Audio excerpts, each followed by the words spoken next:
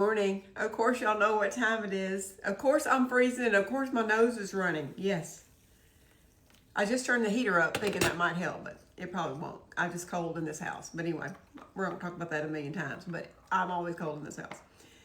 But anyway, it's friendship tea time, and y'all, the messages I got from that video yesterday were the sweetest things ever. They really were. And it brings to mind so many things that the Lord is speaking to me about and stuff, and how you're sharing your story and being real with people can mean so much to people. And I know that that's true because I've experienced it in my own life, and I was going to tell y'all a story about that.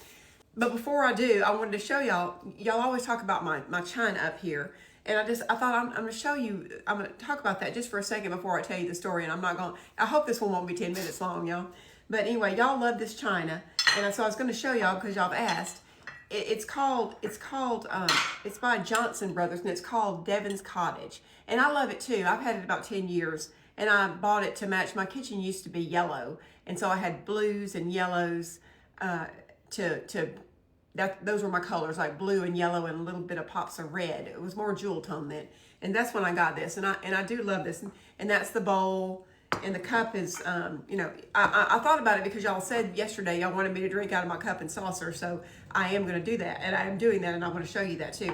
And that's the saucer. It looks a little different.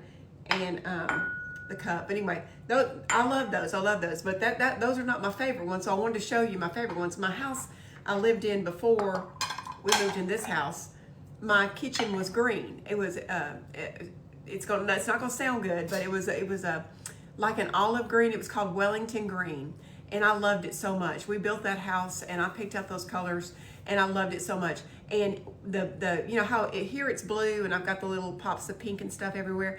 And when I had when my kitchen was yellow, I had little pops of blue and red. And in that house, the walls were green, and I had little pops of lavender. So I had lavender flowers. I had hydrangeas that were purple, and not purple but lavender.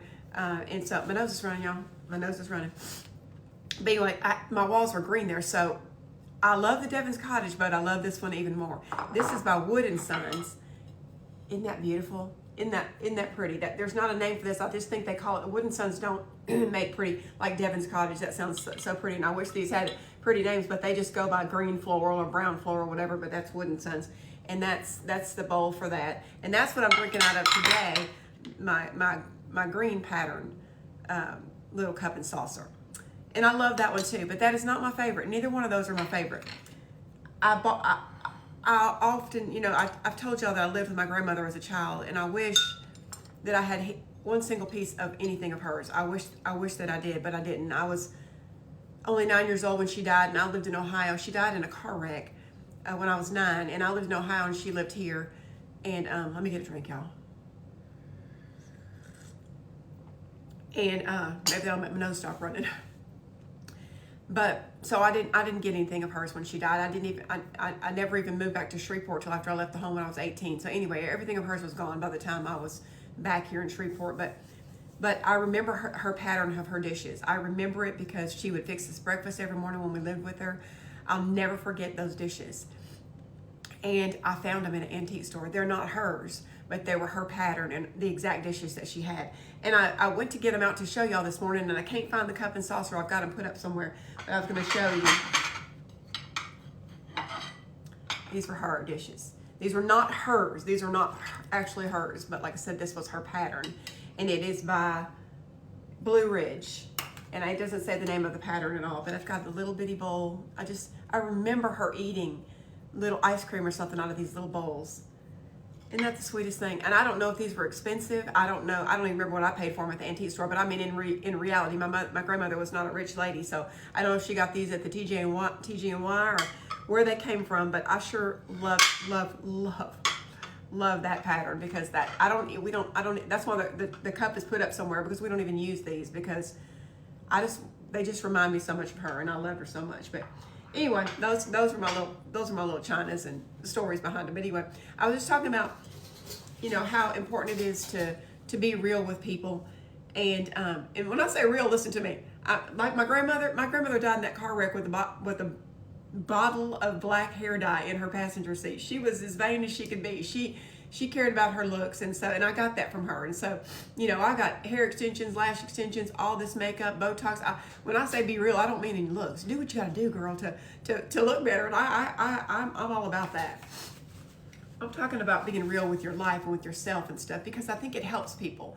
I think about when we were younger and we used to go to church, and the day of church, we'd be getting ready for church and we'd all be fighting. My kids would be screaming, fighting with each other. We'd be fighting with them. I'd be grabbing my daughter's hair and doing that ponytail and fussing with my husband, asking for a divorce before we went to church and all the things. But girl, when we got to, or guy, whoever's watching, when we got to that church, we got out of that minivan, we had our Bible and we held hands and we sung good morning, like we were the little Stepford family. I look like Pippi Longstocking with all this stuff hanging out. Like we were the little Stepford family. But you know what? Everybody else was doing it too, and everybody else was doing exactly what we did at home before we got out of that minivan and pretended like everything was perfect. And who did that serve? That didn't serve, because it made me. I knew we were faking it. I knew we were. But I thought Missy and Joe over there with their three little darlings were not faking it, and we were just having to be like them because they were perfect and we weren't. But they weren't perfect. And so I'll tell you a story about my sweet friend Tammy. Her dad was the pastor of one of the biggest churches in our town, and she is a doll. And she's as funny as she can be, and she's as real as she can be. But she was the pastor's daughter. She was homecoming queen. She was beautiful. She was all the things. She's still all the things. She's successful. She's got a successful husband. I used to work for her husband. He owned a business, a therapy business, and I was his assistant. But anyway, just an incredible person. But it's one of those people, like, she's the pastor's daughter. She's all the things, and so you feel a little bit intimidated, and you want to be like them and all things. And I used to go to a Bible study with her, with a bunch of different ladies when we were young and our kids were little. And I remember one particular time we were sitting around and we were talking about the difficulties we had raising kids and being a wife and working if you worked or whatever. And everybody would, they were going one by one and talking about, the difficulty with their child. And people would say things like, one of the ladies would say things like, well, I couldn't get little Bobby to brush his teeth for the full 10 minutes. Or, just these little piddly things. Or, I couldn't get Jill to finish her homework. And I'm sitting over here thinking, Hunter jumped off the roof yesterday, and Chase, we're worried about him unaliving us in our sleep. And Emily, well, I can't say anything about Emily, and she was pretty perfect. But, the boys, I was sitting here thinking, when they get to me, I'm going to have to come up with some fake story about my, they didn't fold their clothes properly and left the drawer halfway open, something piddly like that, because I can't tell them what really happened over here, because my kids are heathens and their kids must be. Yeah. So anyway, it gets to Tammy, and I'm thinking, oh God, this is gonna be. How can I follow Tammy? Because the perfection in her life has got to be.